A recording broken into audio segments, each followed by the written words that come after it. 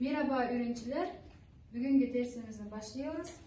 Yeni konumuz İshakhan İbret ve eserlerinin analizi hakkında olur.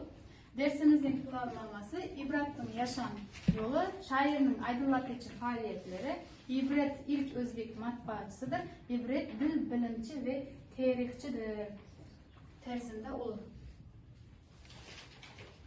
İbret cedidler yerinin nasıl yer aldı ya da gazellerinden seçmeler ya da yazarın son yılları nasıl geçti ya da İshakhan'a olan itiraf, yani halkın İshakhan İbret'e olan itirafı hakkında olur. Edebiyatçı ve ilk Özbek gazetçilerinden biri olan İshakhan İbret 1862 yılında Namangan yakınlarındaki To'rakurg'on köyünde doğdu. İlk eğitimini eski bir okulda, daha sonra annesinden aldı. Ardından Kokan'da giderek bir medreseye girdi. Demek düşünüşünüz boyunca İshakhan İbret Özbek halkının ilk matbaacısı hesaplanadi ve 1862 yılda Namangan yakınındaki To'rakurg'on qishlog'ida tug'ilgan. Demek eski maktabda oldin o'qib, keyin ketaran esa o'zining onasidan olgan va keyinroq esa Kokondagi madrasaga ketadigan. İshakhan İbret, babası Cüneydullah Koca ve annesi Kur Bibi Atın okur yazar insanlardı ve okullar işletiyorlardı. İshakhan ailesi tarafından eğitildi. Yani İshakhan İbret ailesi tarafından talim aldı. 1886 yılda Kokan medresesinde mezun olduktan sonra İbret memleketi To'rakurg'on'a döndü ve eski yöntem okullarına reform etmeye ve yeni okullar açmaya başladı. Ancak kısa süre sonra bu ilim merkezleri fanatikler tarafından kafirler okulu etkili yasaklandı. Yani İshakhan İbret'in hayatı ve ijodidan biz tanışımız, unga bo'lgan o'sha davrdagi munosabat maktab ochadi-yu, maktabni darrov gubernatorlikka yomonlab, ustidan tuhmatlar qilib, uni kofirlar maktabi degan tamg'a bilan nima qilib qo'yadi, maktabini yopib tashlaydi. İbret'in meşhur eserleri hakkında konuşuruz.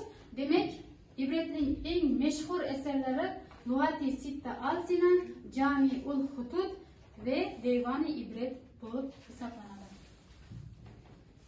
To'rakurg'onda bir muzey qurildi, İbret uchun bag'ishlangan. Bu İbret Namangan shahrida joylashgan yer alan muzey sanaladi. İshakhan To'ra İbret iyi amellari sayesinde halkın saygısını kazandı ve kendi rütbesini yükseltti. Ancak bilimi ve kültürü ve eğitimi olan bağlılığı nedeniyle bazı fanatiklar tarafından nefret edildi.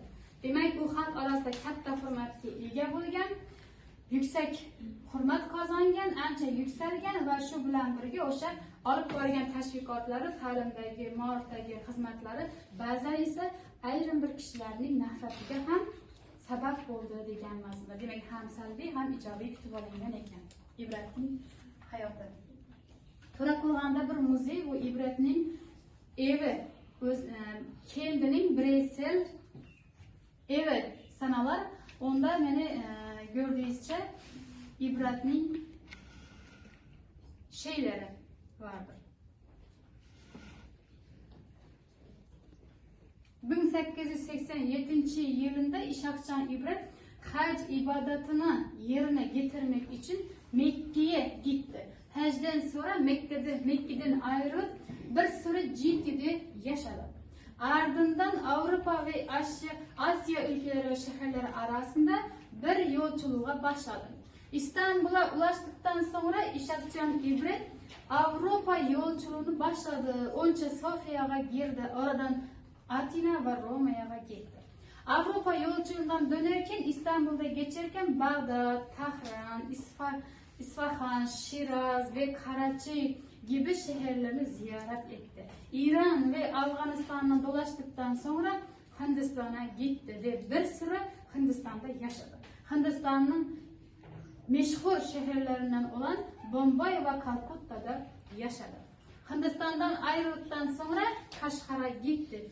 Yolculukları sırasında ibaret ibrat Yunanca, İngilizce, Türkçe, Arapça, Farsça, Hintçe ve Urduça dillerini öğrendi. Daha sonra Rusça da dillerini öğrenmek için çalıştı. 1896 yılında 20 yıllık uzun bir yolculuğun ardından İshakcan İbrat doğduğu köye geri döndü. Yani özünün Torakoran kışlağıga qaytib keldi. 1901 yılda Lugati Sitta Alsina yani baştan sona sözlük adlı eserini tamamlarak yayımladı. Bu sözlük tüm cedid okullarında Rusça, Arapça, Farsça ve diğer diller için ders kitabı yerine geldi. Konumuzun devamını size öğrenciler ile çalışıyoruz.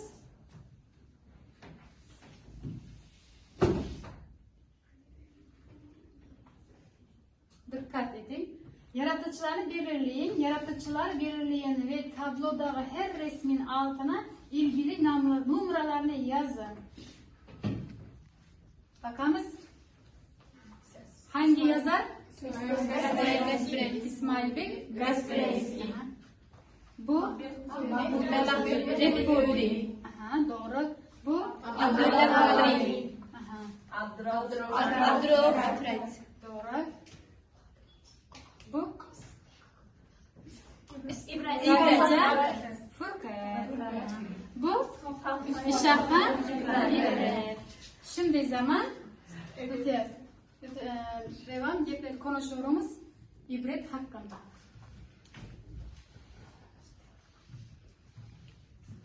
İkinci mesele eserleri tanımlarla eşleştirin.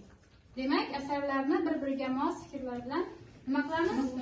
Moslashtirib chiqamiz ekan. Bakalım. Jami-ul Hudud hakkında hangi bilgi doğru? Yazar bu çalışmada en ilgili nesil yazarlardan günümüzde en mükemmel yazarlarına kadar olan gelişimi tarihine tutmaya çalışıyor. Aferin. Lugati Sitta Alsina dilden okulca, Özbekçe kelimelerin yanında Farsça, Karaca ve Rusça getiriyor. Doğru. Devani ibret hakkındaki bilgilerini 30 yıllık şiirse yaratıcılığını belirlemesi. Doğru. Mezan uz zaman hakkındaki bir Tarihsel bir çalışma vatanımızın tarihini ve kontrolünü incelemek için temel bir kaynak. Doğru. Devam ediyoruz. Eksik kelimeyi bulun. Duydunuz mu? Yeni tushirib qoldirgan so'zni topishimiz kerak ekan. Eğer mümkünse o ruh eğer verirse yolunda canını feda edecek ve şafakta çayıra girecektir. Bu şiir demek İbratning sahar vakti chaman ichra radifli g'azalidan olingan parcha. Bakın hangi kelime düşken? Sübhan. Yani Sübhan degan so'z. Sübhan. Eğer mümkünse o ruh eğer verirse Sübhan yolunda canını fida edecek, şafakta çayra girecektir. Doğru. Gördüm ibret dünyanın zorluklarını, biz ise onun zevklerini bekliyorduk. Bu yerde hiçbir kelime düşmüştür. Doğru.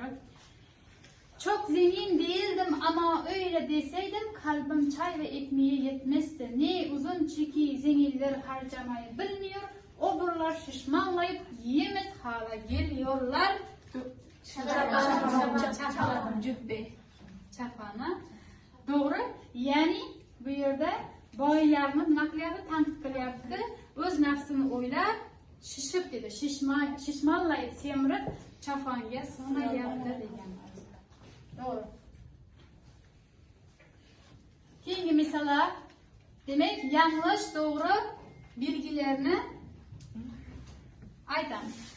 Babası 7 yaşındayken öldü. Yanlış. 8 yaşında olur. Doğru. Annesi eğitimine büyük önem verdi. Doğru. Yani Ya'ni onasi ta'limiga katta e'tibor berdi. 1879'da Kokan'dagi Muhammed Siddiq Tunkadar medresesinde eğitim görmeye gönderildi. Yanlış. Doğrusu 1878. Medresede sadece medrese derslerine sınırlı kalmadı. Arapça, Farsça ve Rusça dillerine de kapsamlı bir şekilde öğrendi. Doğru mu? Doğru. 1887'de Kokand medresesinden mezun olduktan sonra geleceğin şair doğduğu köy olan Torakur'a döndü. Yanlış. Hangisi yanlış? 1886. Doğru. Hindistan'dan santur adından bir müzik aleti getirdi ve arkadaşlar için onu çaldı. Doğru. 1908'de evinde yeni bir okul açtı. Yanlış. Hangisi yanlış? 1907 yılda olur. Doğru. Bugünkü bilgilerimiz mevzu boyunca şunlardan ibaret. Sorularınız olsa verin. Dikkatleriniz için, ilginiz için teşekkürler ederiz.